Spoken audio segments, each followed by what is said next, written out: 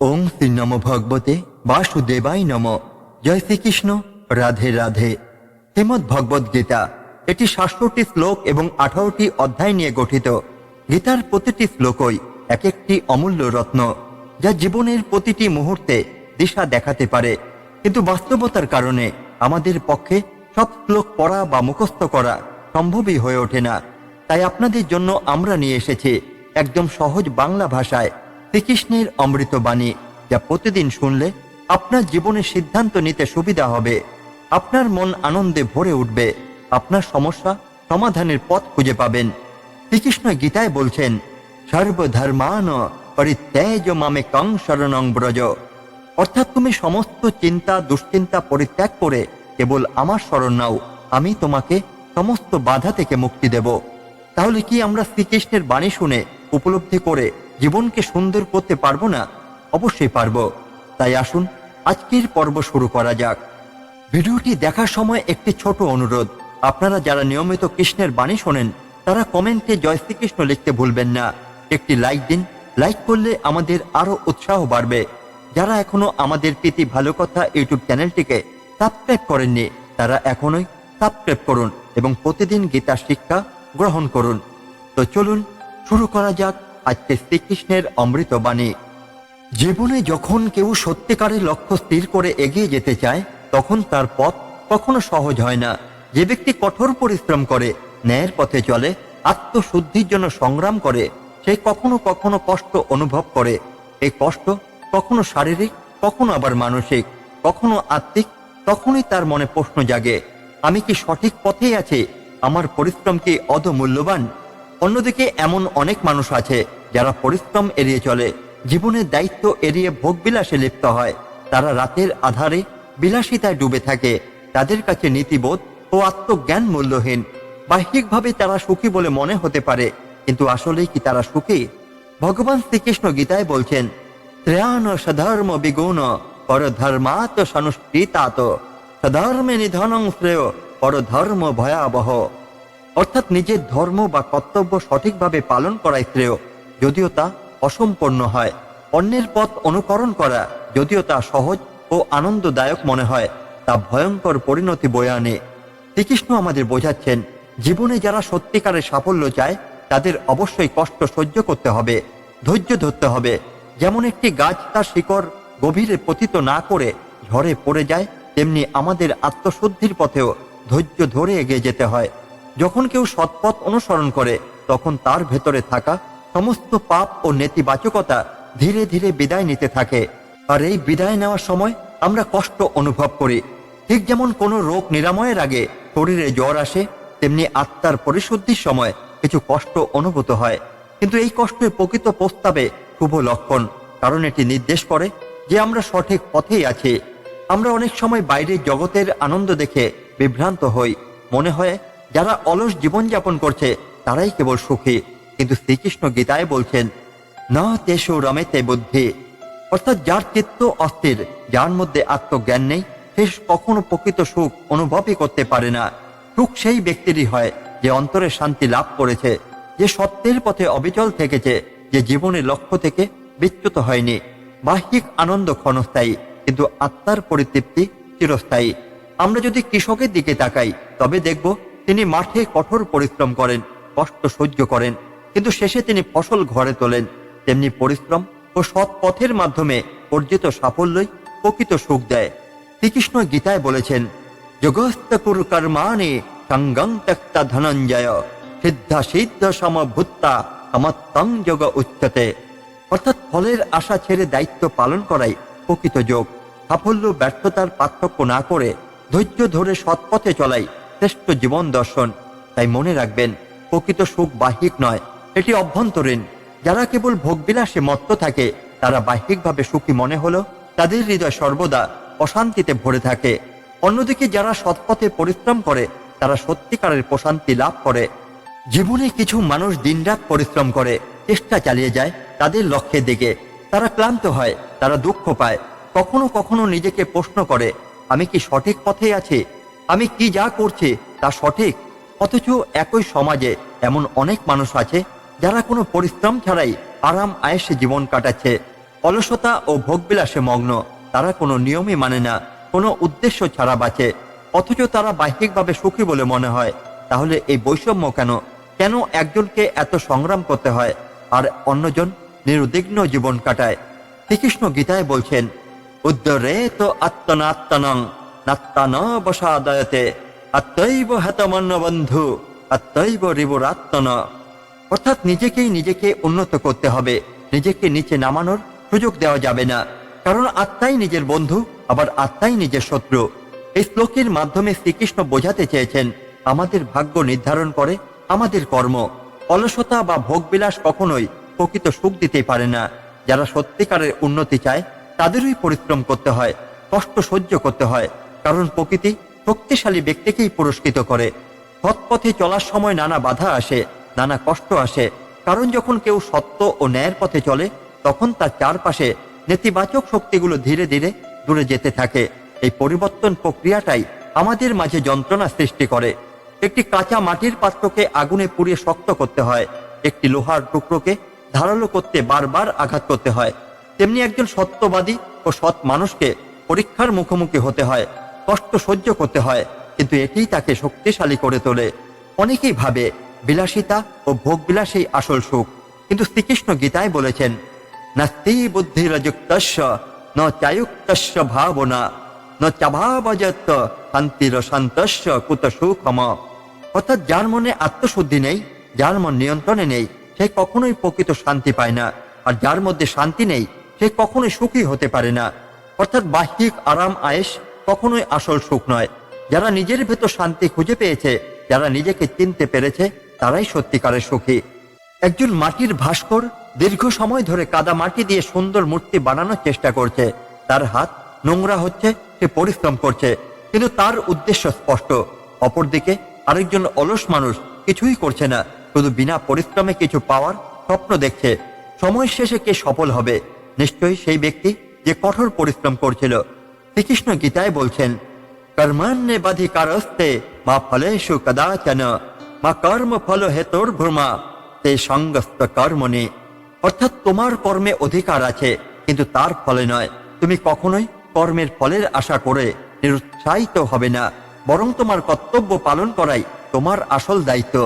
অনেকেই জীবনকে সহজভাবে নিতে চায়, কোনো পরিশ্রম ছাড়াই বড় কিছু অর্জন করতে চায়, কিন্তু প্রকৃত সফলতা আসে ধৈর্য থেকে। যেমন সমুদ্রের ঢেউ একবার আঘাত করে ফিরে যায়, আবার আসে, তেমনি আমাদের জীবনও বারবার পরীক্ষার মুখোমুখি হতে হয়। কিন্তু যারা ধৈর্য ধরে এগিয়ে যায় তারাই প্রকৃত বিজয়ী হয়। শ্রীকৃষ্ণ আমাদের শিখিয়েছেন, বাহ্যিক চাকচিক্য কিছুই নয়, আসল সুখ অন্তরের প্রশান্তিতে। পরিশ্রম, ধৈর্য, ন্যায় ও সত্যের পথেই প্রকৃত সাফল্য লুকিয়ে আছে। যারা সৎ পথে চলে তারা হয়তো সাময়িক কষ্ট পায়, কিন্তু শেষ পর্যন্ত প্রকৃত বিজয় তাদেরই হয়। প্রিয় মানুষগুলো যখন রাগ করে, অভিমান করে, তখন আমাদের হৃদয়ে এক ধরনের শূন্যতা নেমে আসে। মনে হয় যেন পৃথিবীর সব আনন্দ হারিয়ে গেছে। আমরা যতবার কথা বলতে চাই ততবার যেন মুখ আটকে যায়। আমরা অপেক্ষা করি তারা আমাদের আবার আগের মতো করে ডাকবে, কিন্তু সময়ের স্রোত ধীরে ধীরে সম্পর্কের মাঝে দেওয়াল তৈরি করে। অভিমান তখনই আসে যখন ভালোবাসা গভীর হয়।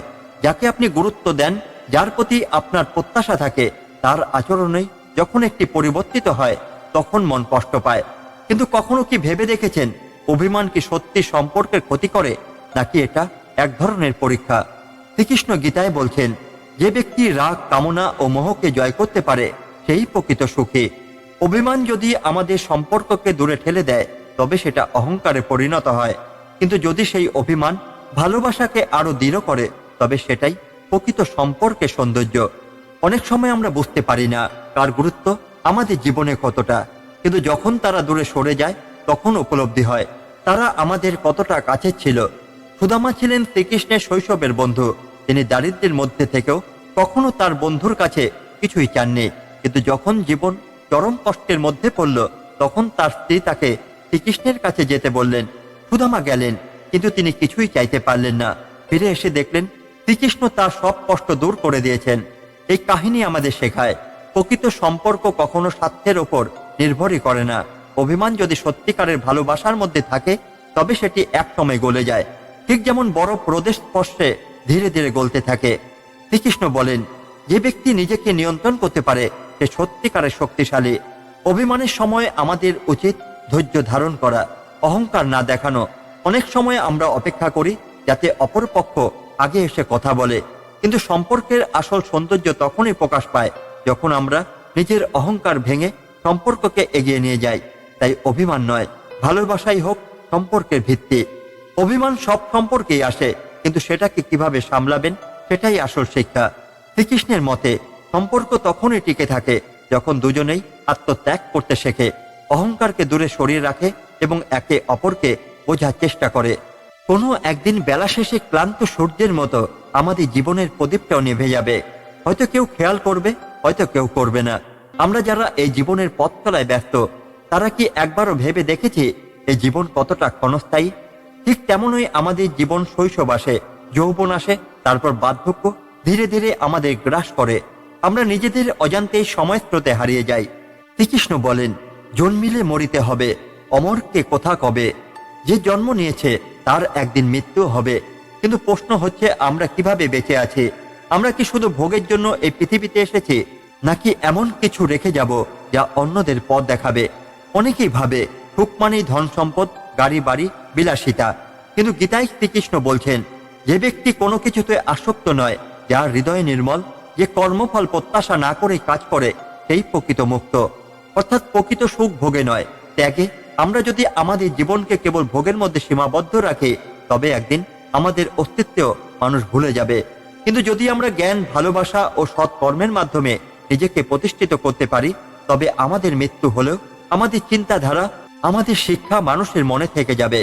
একটি প্রবাদের কথা মনে আছে, সময় ও নদীর স্রোত কারো জন্য অপেক্ষাই করে না।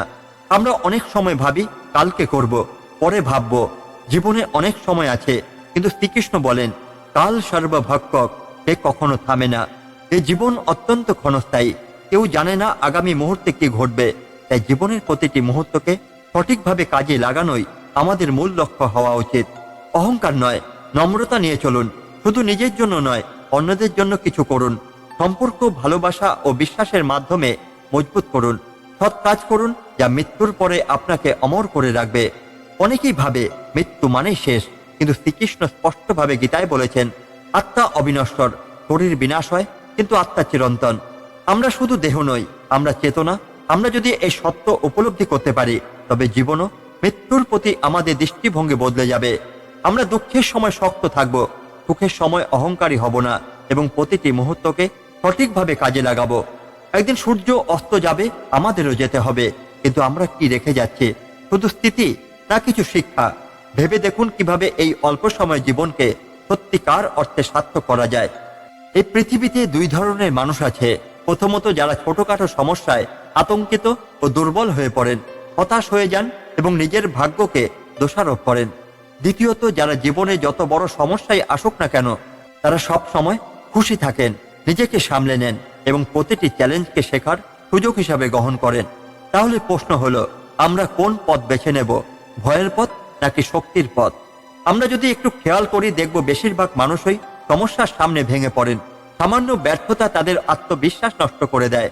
জীবনে একবার কষ্ট এলে তারা মনে করেন তাদের জন্য সব দরজা বন্ধ হয়ে গেছে। তারা ভাবেন তাদের দুর্ভাগ্য তাদের জীবন ধ্বংস করছে। শ্রীকৃষ্ণ গীতায় এই ধরনের মানুষের জন্য বলছেন, অশৌচনাম্ব শচস্তং প্রজ্ঞাবাদাংশ্চ ভাষসে গতাশূন গতাশুংশ্চ নানু শচন্তি পণ্ডিতা। অর্থাৎ জ্ঞানী ব্যক্তি কখনো অপ্রয়োজনীয় দুঃখ করে না। যারা সত্যকে বোঝেন তারা কখনো অহেতুক চিন্তায় নিজেদের দুর্বল করেন না। এটি বুঝতে হবে যে কষ্টের কারণ আমাদের নিয়ন্ত্রণে নেই, সেটার জন্য কষ্ট পাওয়া বৃথা। অন্যদিকে কিছু মানুষ আছেন যাদের জীবনে ঝড় এলেও তারা ভেঙে পড়েন না। তারা সমস্যাকে চ্যালেঞ্জ হিসাবে নেন এবং ধৈর্যের সাথে সামলে নেন। তারা জানেন প্রতিটি অন্ধকার রাতের পর সূর্য উদয় হবেই। তারা বিশ্বাস করেন কোনো ব্যর্থতা চিরস্থায়ী নয়। তারা সমস্যার মধ্যে থেকেও শক্ত থাকার জন্য ঈশ্বরের প্রতি ভরসা রাখেন। শ্রীকৃষ্ণ বলছেন, যোগস্থ কুরু কর্মাণি সঙ্গ ত্যক্তা ধনঞ্জয় সিদ্ধা সিদ্ধ সমভুক্তা সমত্ব যোগ উচ্চতে। অর্থাৎ তুমি সাফল্য বা ব্যর্থতার চিন্তা না করে তোমার কর্তব্য পালন করো, সমানভাবে সুখ ও দুঃখ গ্রহণ করো, এটাই প্রকৃত যোগ। তাই জীবন যদি পরীক্ষায় ফেলে ভেঙে না পড়ে, বরং শক্তি নিয়ে সামনের দিকে এগিয়ে যেতে হবে। অনেকেই ভাবে সুখেই আসল শিক্ষা, কিন্তু প্রকৃত শিক্ষা আসে কষ্ট থেকে। কষ্ট আমাদের শেখায় ধৈর্য কাকে বলে, নিজেকে শক্ত রাখা কতটা গুরুত্বপূর্ণ, কিভাবে জীবনে সামনে এগিয়ে যেতে হয়। তাই শ্রীকৃষ্ণ বলছেন, দুঃখেশ অনুদিগ্নমনা সুখেষু বিগতস্পৃহ বিতরাগ ভয় ক্রোধ চিরধীর মনি রুচ্যতে। অর্থাৎ যে ব্যক্তি দুঃখে বিচলিত হয় না, সুখে মোহগ্রস্ত হয় না, যার মনে ভয়, রাগ ও আসক্তি নেই, সেই প্রকৃত জ্ঞানী।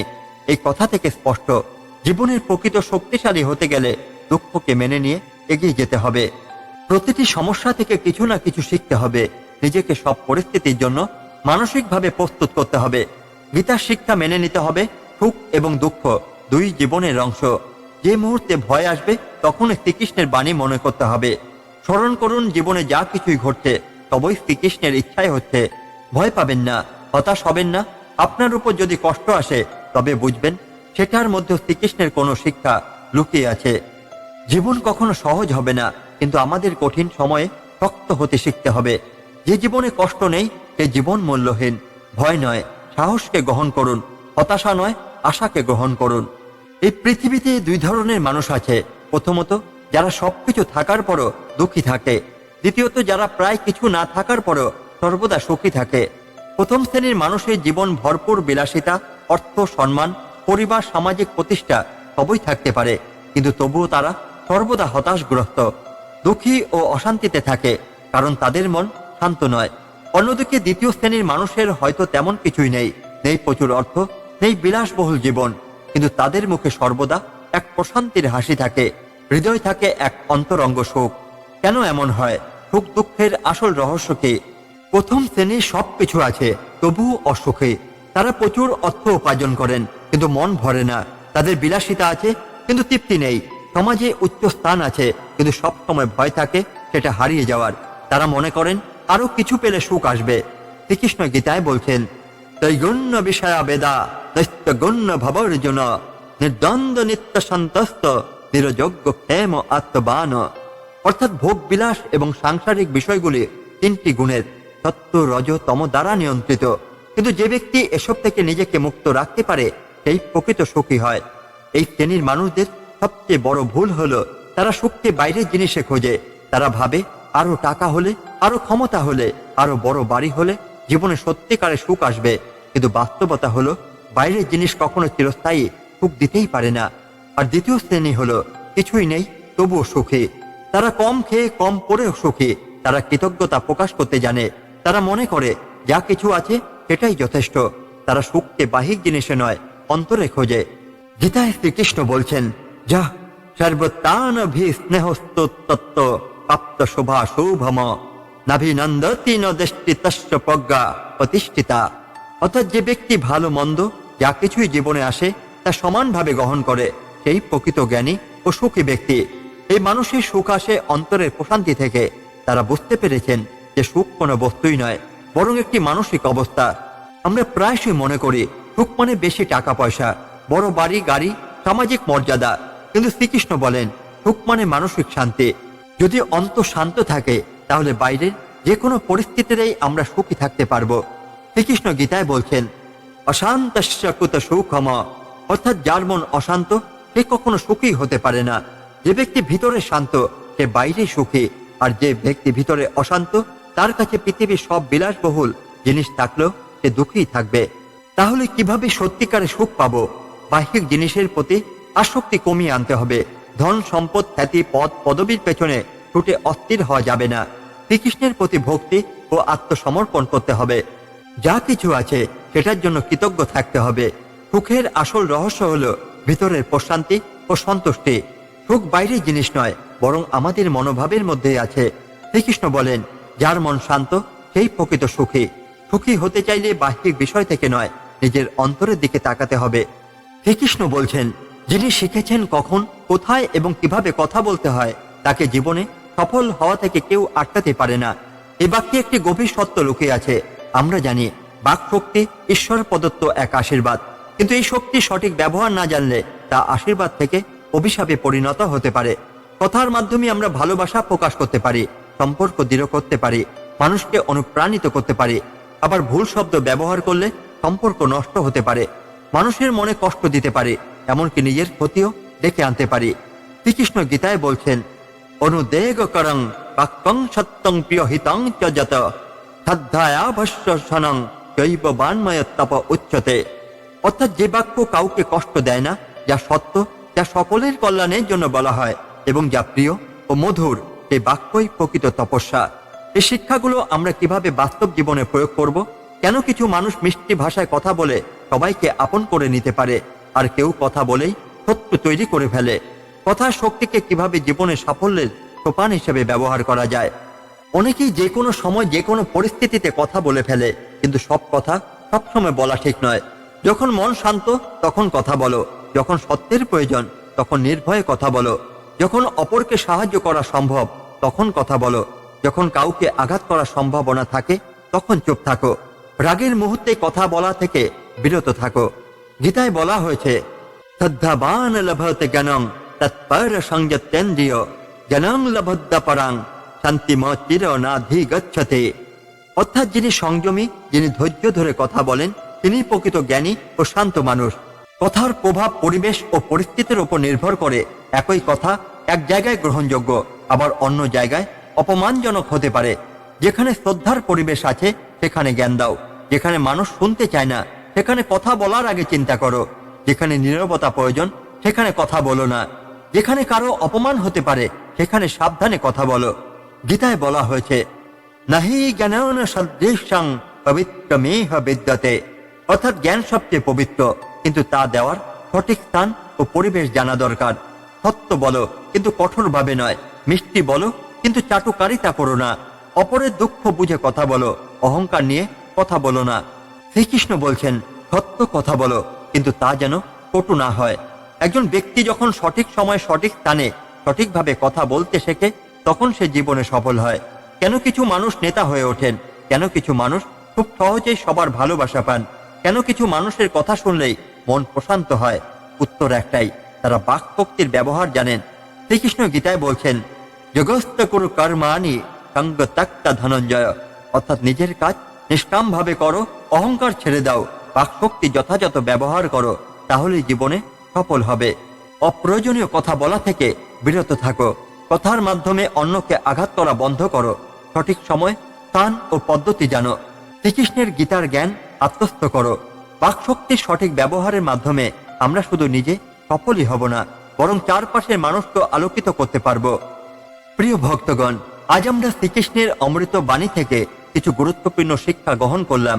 গীতার প্রতিটি শ্লোক আমাদের জীবনে দিশারি, যা সঠিক পথ দেখায়, সংকট থেকে মুক্তি দেয় এবং আমাদের অন্তরকে আলোকিত করে। আজ যে শিখলাম, জীবনের প্রতিটি সিদ্ধান্ত কৃষ্ণের স্মরণ নিয়ে নিলে দুঃখ আর থাকবে না। নেতিবাচক চিন্তা ও দ্বিধাকে দূরে রেখে এগিয়ে যেতে হবে। সত্য, ধৈর্য ও ভক্তির মাধ্যমে জীবনে সাফল্য লাভ করা সম্ভব। আপনাদের প্রতি আমাদের ছোট্ট অনুরোধ, যদি ভিডিওটি ভালো লেগে থাকে তাহলে লাইক করুন, কমেন্টে জয় শ্রীকৃষ্ণ লিখে জানান যে আপনি কৃষ্ণের বাণী গ্রহণ করেছেন। যারা এখনো প্রীতি ভালো কথা চ্যানেল সাবস্ক্রাইব করেননি, তারা এখনই সাবস্ক্রাইব করুন এবং প্রতিদিন গীতার জ্ঞান শুনুন। আগামী ভিডিওতে আরো নতুন শিক্ষার সাথে ফিরে আসব। সবাই ভালো থাকুন, কৃষ্ণ চেতনা জীবনকে আলোকিত করুন। ধন্যবাদ। জয় শ্রীকৃষ্ণ, জয় শ্রীমদ্ ভগবদ গীতা।